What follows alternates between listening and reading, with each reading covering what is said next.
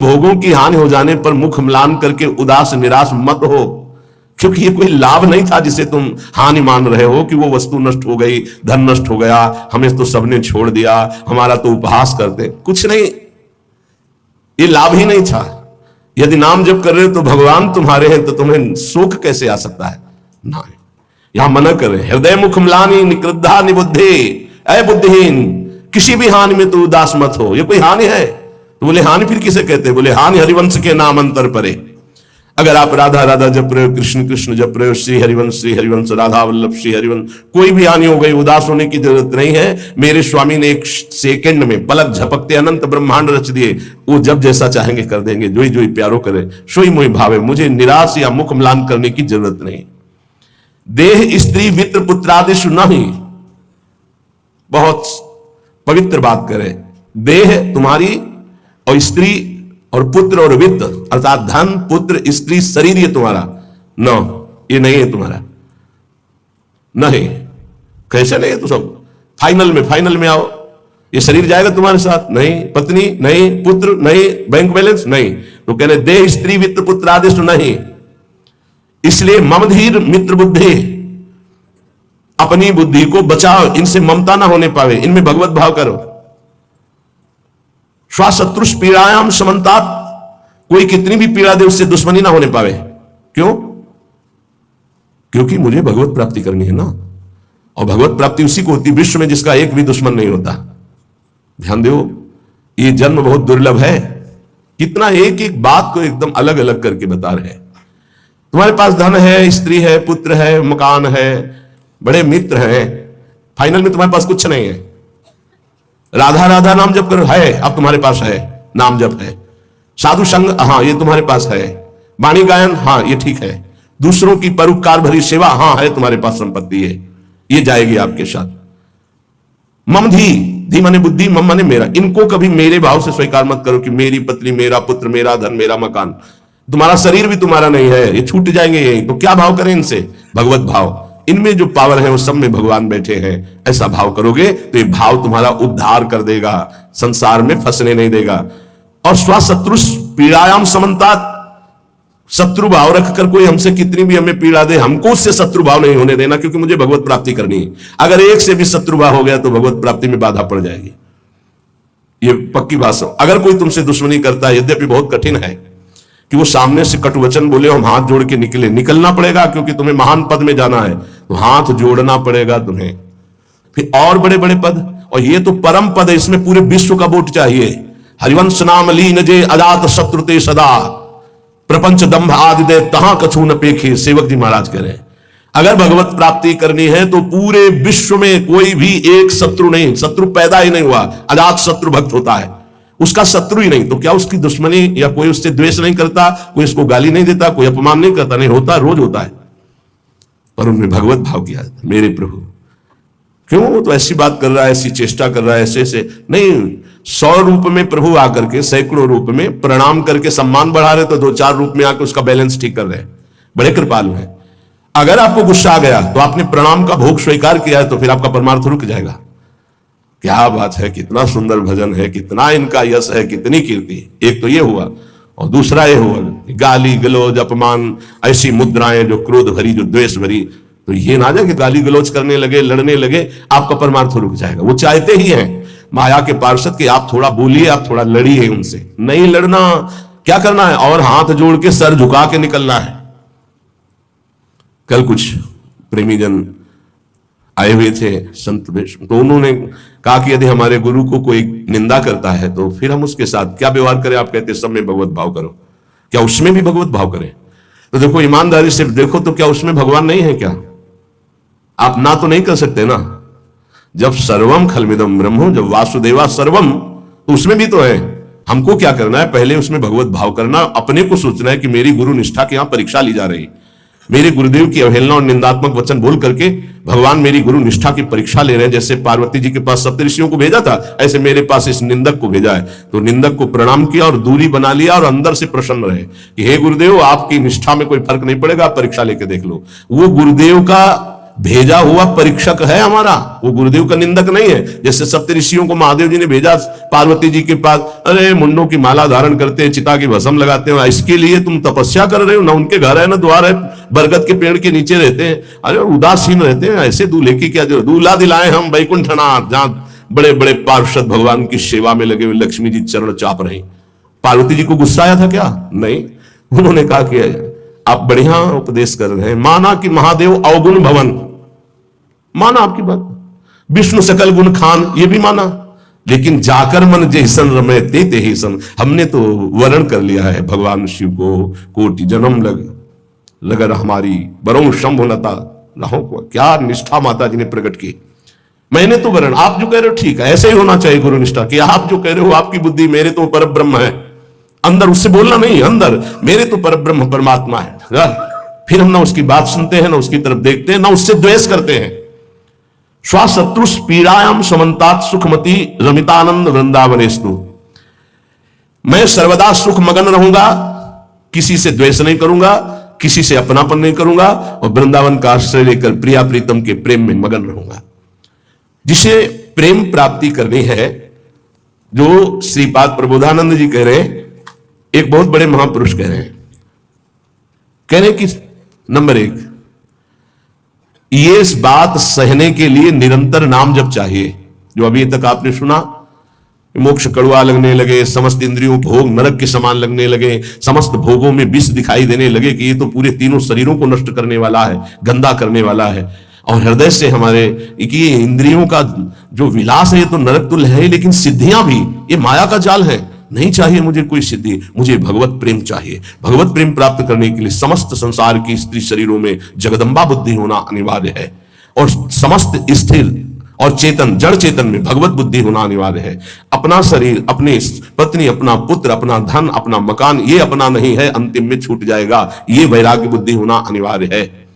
फिर भगवत भाव का प्रादुर्भाव तभी होता है जब पूरे संसार में किसी से भी हमारी दुश्मनी ना हो। अब ये सब कैसे होगा? तो बोले नंबर 1, निरंतर जो नाम जप करता हुआ मालिक से प्रार्थना करता रहता है। मालिक कौन? अपने इष्ट से, कि हे प्रभु मुझे ऐसी सामर्थ्य दो कि कोई भी विषय मुझे परास्त न कर पावे, और पूरे संसार में मेरा किसी से भी द्वेष न हो। अद्वेष्टा सर्वभूतानाम, गीता जी भी कह रही, अद्वेष्टा सर्वभूतानाम, किसी भी भूत प्राणी के प्रति हमारा द्वेष दोष भाव ना हो। पहला, निरंतर नाम जप और प्रभु से प्रार्थना, इसमें लिखा है मालिक से प्रार्थना, अपने स्वामी श्री हरि से, इष्ट से प्रार्थना कि मुझे ऐसी सामर्थ्य। प्रार्थना में बहुत सामर्थ्य है, अरे बहुत सावधानी की जरूरत है। किसी के प्रति जरा सा भी दोष चिंतन, जो भजन जिनका एक तार चलता है, बड़ी बाधा खड़ी हो जाती है। श्री रूप गोस्वामी जी लीला चिंतन कर रहे हैं, उसमें दिखाई दिया कि प्रियाजू पुष्प चयन कर रहे, ये पुष्प, तो लालजू गोदी में उठा लिए, प्रियाजू ऐसे पुष्प का गुच्छा ले रहे, एक हाथ से डाल पकड़े हुए। लालजू ने देखा कि सुरक्षित डाल पकड़े प्रियाजू, नजदीक की छोटी कुंज में, तो छोड़ दिया, तो प्रियाजू ऐसे, और लालजू आनंदित हो रहे हैं।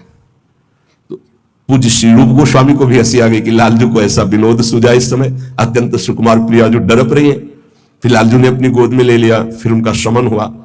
जिस समय वो हंस रहे थे उस समय एक संत जा रहे थे जो लंगड़ा के चलते थे ऐसे ऐसे, अब वो ऐसे अर्ध निमीलित नेत्रों में ऐसे हंस रहे थे।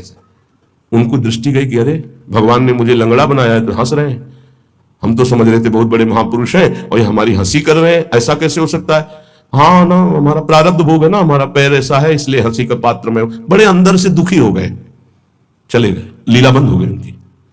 अब आप बताओ, उन्होंने सोचा नहीं, देखा नहीं, वो तो प्रिया प्रीतम को देख रहे थे। बड़े विकल हुए जब लीला बंद हो गई, तो फिर पूज्य श्री सनातन गोस्वामी से चर्चा की, क्योंकि दोनों महापुरुष की हमारी लीला बंद हो गई, तो उनका एक उपाय वैष्णव अपराध बन गया। वो वैष्णव अपराध, किसी वैष्णव को अभद्र बोले या दुख पहुंचाए, ऐसा संभव ही नहीं। महाप्रभु चैतन्य देव की कृपा से ऐसा संभव ही नहीं है। कैसे ऐसे? उनका है तो वैष्णव अपराध। अब ये विचार हुआ कि कैसे जाना जाए, कि किससे अपराध बना, कैसे जाना जाए, जब किया ही नहीं प्रकट में तो जाना कैसे जाए? बोले कोई वैष्णव दुखी हो गया है तो वैष्णव सेवा की जाए, आसपास के जितने संत सबको निमंत्रण दिया जाए, पता चल जाएगा, सबकी जूठन पाई जाएगी तो शायद पुनः अपराध कोई हुआ हो जाने अनजाने में तो उसका मार्जन हो जाएगा। ऐसा हुआ, आसपास के सब संतों को निमंत्रण दिया गया वैष्णव। जे भी उनके पास निमंत्रण गया तो नाराज होकर बोले, पहले तो उपहास करके हंसी उड़ाते हैं, फिर निमंत्रण देते हैं, हमें नहीं जाना। तुरंत सूचना है कि वो नाराज है। अरे तुरंत गए पूज्य श्री रूप गोस्वामी जी और कहा, प्रभु कब हमने आपका उपहास किया?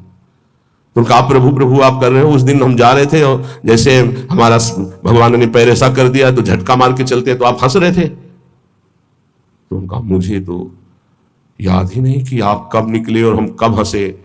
तो उन्होंने समय बताया कि अमुक दिन उस समय। अच्छा, तो उनका, प्रभु ऐसे बतानी नहीं चाहिए पर आप नाराज हैं इसलिए बता रहा हूं। प्रभु उस समय में लीला देख रहे थे, प्रियाजू पुष्प चयन करने की, तो लालजू गोद में उठा के वो पूरी घटना बताई और कहा, अगर ऐसा भाव में हम हंस रहे तो आप उसी समय निकल रहे होंगे, आपको ऐसा लगा तो प्रभु आपके लिए नहीं था, आप क्षमा कीजिए। वो तो प्रियाला तो चरणों में गिरे जो दूसरे वैष्णव थे और कहा, अरे आप जैसे महापुरुषों के प्रति हमारा दोष भाव बन गया, क्षमा करो। वो तत्काल लीला प्रारंभ हो गई, तत्काल। अब आप विचार करो, जब दोष नहीं है वैष्णव दुखी हो गए तो लीला रुक गई। फिर अगर केवल स्वीकृति कि हाँ ये गलत है, वो गलत कर रहे तो भी हाँ गलत है, नहीं और भगवान की लीला भगवान जाने।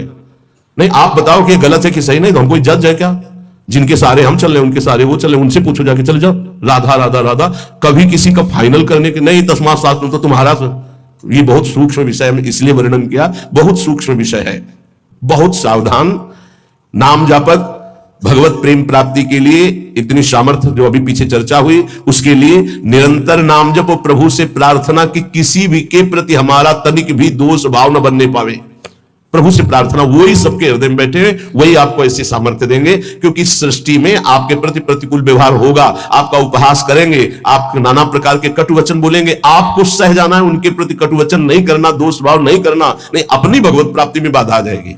ये सूक्ष्म विषय सब कोई नहीं समझ पाएगा, लेकिन उपासक जो भगवत प्राप्ति करना चाहते हैं, अपना भजन बचाना चाहते हैं, वो इस बात को अच्छे से पकड़े। दूसरा, जो दिनचर्या दी गई है उसमें आलस्य ना होना, भगवत प्रेम प्राप्ति या ऊंचाई पर चढ़ने के लिए जो दिनचर्या है, हमको ये नहीं देखना है कि अमुक साधक आता है कि नहीं आता है, अमुक नहीं आता तो हम भी नहीं आते हैं, ऐसा नहीं। अमुक की त्रुटि है, उसका सुधार करना चाहे तो कर सकता है, लेकिन आप सुधरे हुए हो तो आपको अच्छे आचरणों का अनुकरण करना है। आपको ऐसे आचरण नहीं करने हैं जिनसे हमारी दिनचर्या बाधित हो जाए। एक चीज और ध्यान रखना है, इसको बहुत विस्तृत रूप से समझा इसलिए रहे कि एक दिनचर्या है जिसके पास सेवा नहीं, गुरु सेवा, और एक दिनचर्या है जो गुरुजनों की सेवा में रहते हैं। उनसे हो सकता है जो भागवतिक दिनचर्या का आदेश दिया गया है वो ना हो, तो उनको संतुष्ट नहीं होना, क्योंकि वो गुरु सेवा में है। सारी दिनचर्या का फल जो है वो गुरु प्रसन्नता है। तो अगर वो गुरु सेवा में, जैसे हमारी श्री जी की भोग सेवा में है, अब प्रातः बाल भोग से लेकर के शयन तक कितने भोग श्री जी को लगते हैं, अब उनमें उनको हो कि हमारी दिनचर्या तो नहीं। अब जैसे जो और है सेवा में है बहुत से, कोई किसी सेवा में कोई किसी सेवा में, अब उनकी दिनचर्या वो माला लेके नहीं बैठेंगे, थोड़ी थोड़ी देर में जो दिनचर्याएं हैं, जो सेवाएं हैं, तो उनको इस बात का पश्चाताप नहीं करना कि मेरी दिनचर्या नहीं चल रही।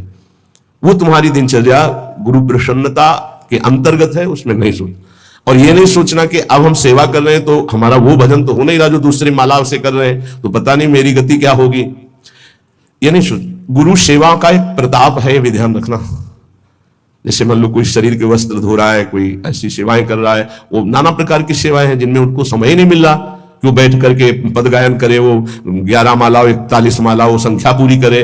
अच्छा, सेवाओं में लगा है तो उसका मन लगा है, अब उसका मन कहाँ लगा है, ये वस्त्र गुरु जी का है, ये गुरु जी के लिए जल है, ये उसका चिंतन हो रहा। ध्यान मूलम गुरु मूर्ति, पूजा मूलम गुरु पदम, मंत्र मूलम गुरु वाक्य, मोक्ष मूलम गुरु कृपा। क्योंकि कई साधक ऐसे जो उनको पश्चाताप होगा कि दिनचर्या में बाधा पड़ रही हमारी, तो दिनचर्या की चर्चा हुई थी नहीं। जिनको सेवा मिली हुई है उन, एक बार भगवान शंकराचार्य जी से कई शिष्यों ने कहा कि एक ब्रह्म सूत्र है, इसकी व्याख्या सुनना चाहते, तो उनकी शरीर सेवा में स्नान के बाद जो वस्त्र लंगोटी आदि प्रक्षालन करना है वो त्रोटकाचार्य जी रहते थे।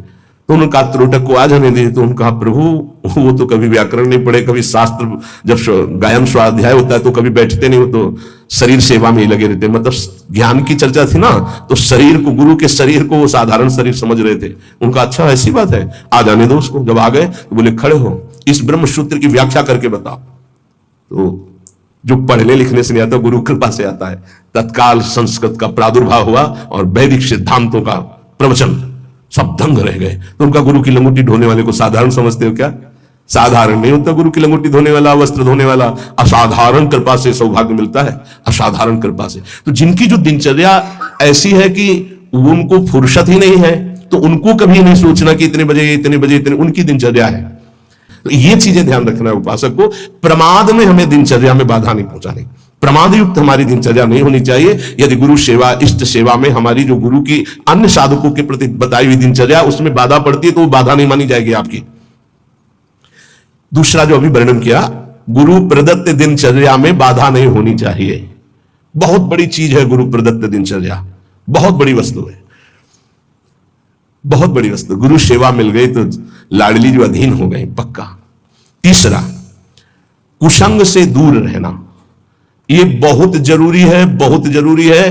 रावण लंका में रहता था, लंका समुद्र के किनारे थी, समुद्र निर्दोष था, पर ऐसे दोषी का संग समीपता होने के कारण समुद्र को बांध लिया गया, समुद्र बांधा गया। जिसकी मर्यादा अपार है उसे मर्यादा पुरुषोत्तम ने बांध दिया। किस लिए बांधा गया था? क्योंकि रावण का पड़ोसी था। रावण का पड़ोसी होने के कारण समुद्र को बांध दिया गया। जो रही उत्तम प्रकृति का कर सकत कुसंग, चंदन विष व्यापत ने लपटे रहत भुजंग। अच्छा, जब कोई गलत करता है तो वो चार से थोड़ी कहता है कि मैं गलत करता हूं, नहीं, वो सही और कुबुद्धि को वो ही सही दिखाई देता है, गलत सही दिखाई देता है और वो परमार्थ से भ्रष्ट हो जाता है। इसलिए कुसंग से बहुत दूर रहना चाहिए। सत्संग और कुसंग का कैसे पहचान करोगे कि हमारा कुसंग हो रहा है, हमारा सत्संग हो रहा है या कुसंग हो रहा है, कैसे पहचान करोगे? तो संतों ने कहा है, जाके संग कुमति मति उपजय करत भजन में भंग। जिससे देह भाव पुष्ट होने लगे, भगवत भाव नष्ट होने लगे, वैराग्य भाव नष्ट होने लगे, राग पुष्ट होने लगे, भजन छूटने लगे, संसार अच्छा लगने लगे, नाम छूटने लगे और ध्यान अच्छा लगने लगे। गुरु से अश्रद्धा हो जाए, भक्ति से अश्रद्धा हो जाए, ये कुसंग का फल होता है। अच्छा, कुसंग का फल जब आपके ऊपर चढ़ेगा तो आपको नहीं लगेगा मैं कुसंग कर रहा हूं, नहीं तो ठीक हो जाओगे। सामने से महापुरुषों को लगेगा कुसंग कर रहा है, और वो जब कहते हैं तो उनको चिड़चिड़ाहट होती, मैं कहां कुसंग कर रहा हूं। नहीं नहीं, क्योंकि कुमति कभी स्वीकार नहीं करती कि मैं कुमति हूं। अगर स्वीकार कर ले तो सुमति आ जाए। कुसंग से बचना चाहिए। पहला है निरंतर नाम जप करते हुए भगवान से प्रार्थना करना कि कभी किसी के प्रति हमारा दोष दर्शन न हो, शत्रुता का भाव न हो। दूसरा, गुरु प्रदत्त दिनचर्या का पालन करना, आलस्य बिल्कुल ना आने देना। तीसरा, कुसंग से बचना। और चौथा, उन ग्रंथों से, उन प्रवचनों से, उन किस्से कहानियों से, उन चित्रों से बचना चाहिए जिनसे हमारा भगवत भाव नष्ट होता है। जैसे कल एक प्रसंग में प्रश्नकर्ता कह रहे थे कि हमको उपदेश मिला है कहीं से, बस श्वासों के आने जाने पर ध्यान दो, बस इसी से परम पद मिल जाए। यार श्वासें तो वैसे चल रही हैं, आने जाने के ध्यान का मतलब क्या रहा? श्वासों के आने जाने का ध्यान दो कि खाली तो नहीं जा रहे हैं। हर में राधा वल्लभ से हरिवंश राधा राधा राधा। जैसे कल आपसे कहा था, नाम रूप लीला धाम से हटा दे वो कुसंग होता है। वो बेचारा, पर हमका थोड़ी श्रद्धा है हमारे प्रति। बोले श्रद्धा ही तो लाई है आपके पास, तो हमका आज से राधा राधा नाम जप कर, और प्रभु का जो रूप ध्यान में तुम्हारे प्रिय लगे, राम रूप, कृष्ण रूप, हरि रूप, जो भी, तुरंत ध्यान कर, उनके ध्यान में लग। ये बिहारी जो राधा रमन, जो राधा वल्लभ, जो साक्षात भगवत प्राप्ति के लिए ही तो विग्रह रूप धारण करके प्रकाशित हो रहे। कभी कभी जिसे हम सत्संग समझते हैं वो कुसंग बन जाता है। इसको ध्यान से सुनना। इसीलिए रोज सत्संग में घुमा के आ जाती है बात कि इष्ट मिले और मन मिले, मिले भजन रस रीति। अरे भगवान शिव नाम जप करते हैं, सनकादि नाम जप करते हैं, वो परमात्मा निराकार है, साकार है, सगुण है, निर्विशेष, पूरा का पूरा आपको समझ में आ जाएगा। फिर उनको समझाया कि गुरुदेव साकार है कि निराकार? जो उपदेश किए थे, बोले साकार है। प्रणाम करते हो? हाँ। माला पहनाते हो? हाँ। तो गुरुदेव की पूजा हुई कि नहीं? बोले हाँ हुई। तो उनका गुरुदेव मूर्त है कि अमूर्त? बोले मूर्त। तो उनका मूर्ति पूजा हुई कि नहीं? बोले हाँ हुई। तुमको फिर काय परेशान हो? समझे में नहीं आता है। अरे भाई, बहुत संभल के, बहुत संभल के। शास्त्रों में जो लिखा उसको समझने के लिए बहुत पवित्र बुद्धि चाहिए। परमात्मा निराकार भी है। कैसे निराकार है? देखो, आकार खंबे का इसमें है कि नहीं?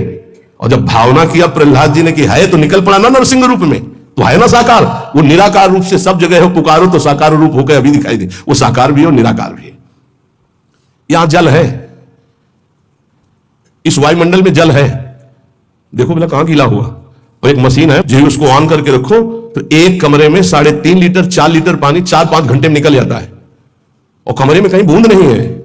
मतलब जल है, वाणी है। वाणी का मतलब आकाश शब्द है, वायु है, अग्नि तत्व है, इन सब कुछ विराजमान है, लेकिन निराकार दिखाई दे रहा है ना।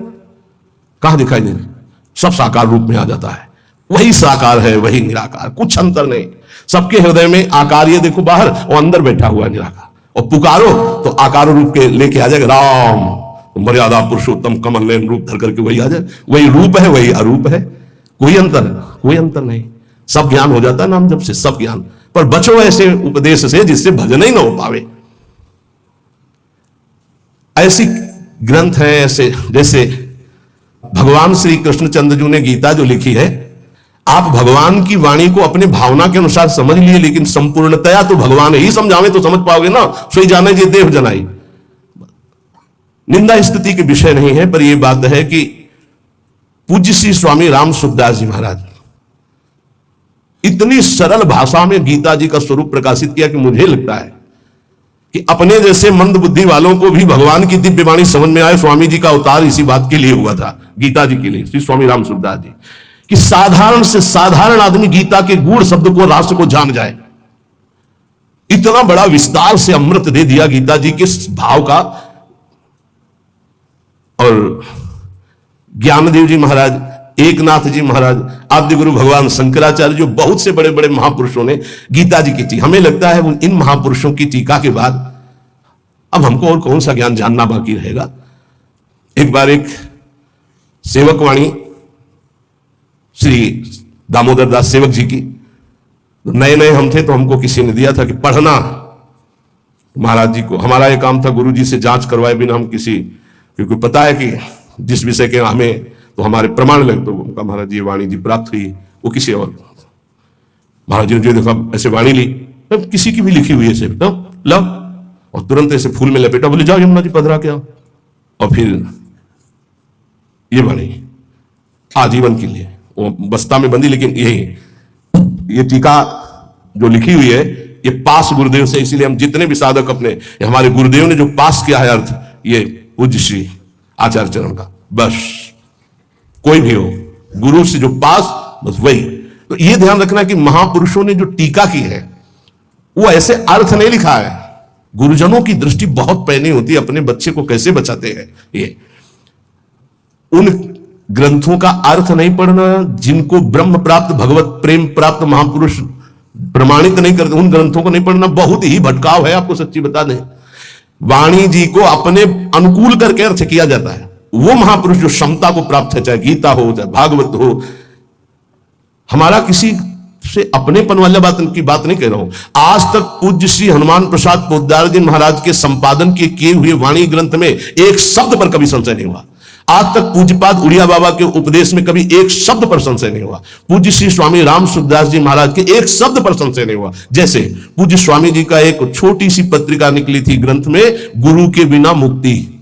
स्वामी जी ने जो कहा उसके अंतर की बात समझ लो।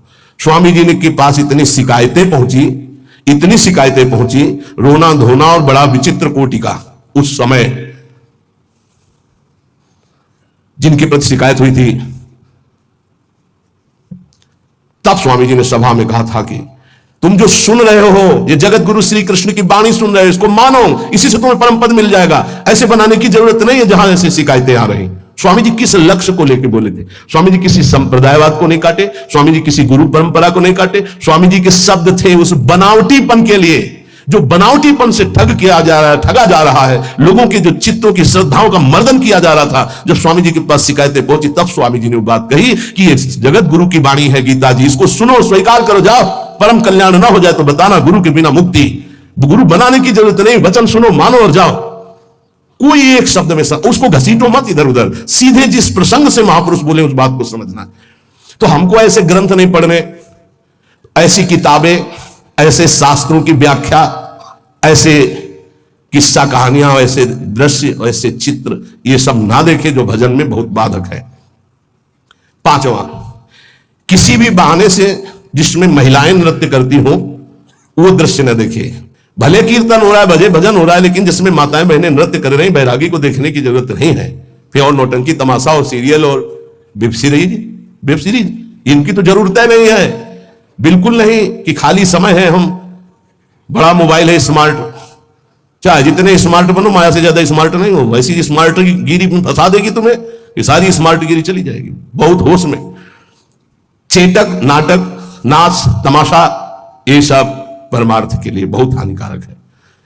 किसी बाहरी साधक से पूछा कि मोबाइल में आप, बोले बस गेम खेल लेते हैं। अरे यार, गेम खेलना है तो नाम का गेम खेलो, मंत्र का गेम खेलो, हाँ, वाणी जी का पूरा गेम खेलो। क्या शुरू करो उल्टा चतुरासी जी, आज वह देखिए तो प्यारी रंग भरी, छाण दे माननी मान मन धरी, वो नागरता की उल्टा गेम खेलो।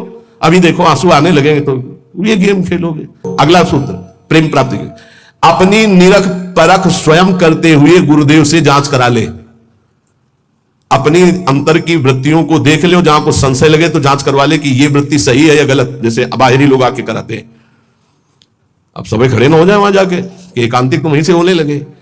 रोज सत्संग में यही तो जांच परख होती है कि आप अपनी जांच कर लो। नहीं तो एक बार कहा कि अपनी दिनचर्या बना के आओ तो इतने कागज आ गए, हम कब तक हम इनको देखेंगे। दिनचर्या जांच, इंद्रियों का जब विषयों के प्रति आक्रमण होता है, वेग होता है, एक आकर्षण होता है, एक ऐसा जिसे तुम रोक नहीं सकते, उस समय तुम्हें जरूर संत संग में हो जाना चाहिए। उस समय बुद्धि काम नहीं करेगी। और जिस समय तुम्हारा केवल बुरा चिंतन बन रहा है, ये उस समय की बात है कि आक्रमण हो चुका है, अब तुम बच नहीं सकते। अब इसको संत संग से मिटाओ तुरंत, तुम अकेले नहीं मिटा पाओगे।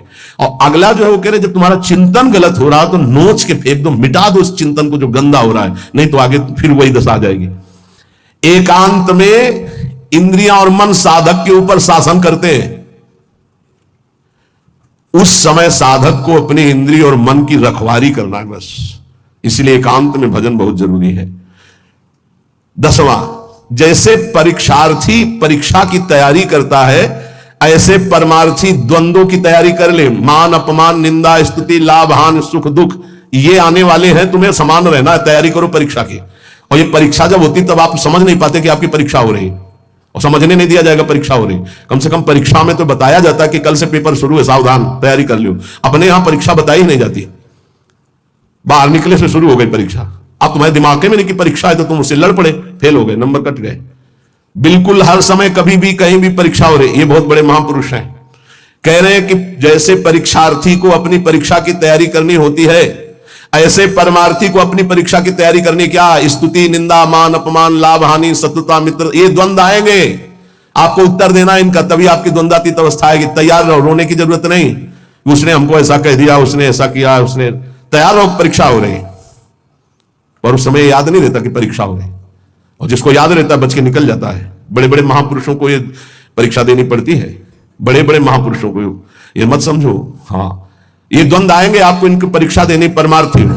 और 11वां, इतना भजन कर लो कि तुम्हारे हृदय में मौत का डर खत्म हो जाए, मृत्यु का डर खत्म हो जाए। 2 प्रकार का डर होता है, एक विचार डर होता है और एक होता है सहज डर। सहज डर सबको होता है। सहज डर जैसे अपने लोग सत्संग में एकदम कोई चीख दे, एकदम ऐसे, इसे सहज डर कहते हैं। ये बड़े बड़े ज्ञानियों को, जीवन मुक्तों को भी होता है, पक्का होता है। जैसे अभी कोई कीक एकदम निकले तो एकदम ऐसे हो जाएंगे, अरे सुरक्षित हो, कोई ऐसा, पर ये सहज डर है। और एक होता है विचार डर। भक्तों में, ज्ञानी महापुरुषों में विचार डर नहीं होता। यही बात जो यहां लिखी है, एक बार स्वामी मग्नानंद सरस्वती जी सेनपुर में बट वृक्ष के नीचे कर रहे थे, तो एक विरक्त महात्मा आए थे, ज्ञानी। तो उनका, स्वामी जी सहज डर कैसे हो सकता है, जब सहज स्वरूप में रहता है ज्ञानी, देह भाव में रहता है, तो सहज डर कैसे हो सकता है? हम आपकी बात नहीं मानते। विचार डर तो होता ही नहीं, लेकिन सहज डर भी नहीं होता। कोई संसारी आदमी वो देह भाव से ऊपर उठे। महात्मा को चौकी लगाओ, वो बड़े सिद्ध पुरुष थे, बड़े, देखो जो भगवत प्राप्त होते बड़े मस्त रहते हैं, बड़े मौजिया, उनको किसी की परवाह नहीं होती। एक मस्ती, ऊंची चौकी में बैठा ला। तो हम कहा, कह रहे नहीं महाराज आप नीचे बैठे हैं। बोले आप इतना सुंदर ज्ञान की बात करें, आपको चौकी ना मिले, बिराजो। बैठ गए चौकी। और उनको क्या पता कि सिद्ध महापुरुष लीला हो रही है। तो जो शुरू की, तो जो गीद है या जैसे चील है, ये बड़े पक्षी होते हैं। तो एक चील ऐसे बैठा बरगद की सूखी डाल पे, वो खर खर खर ऐसे करती, जो ऐसे आए वैसे हुए, चौकी के नीचे गिरे, चौकी ऐसे हुई, ऐसे गिरे।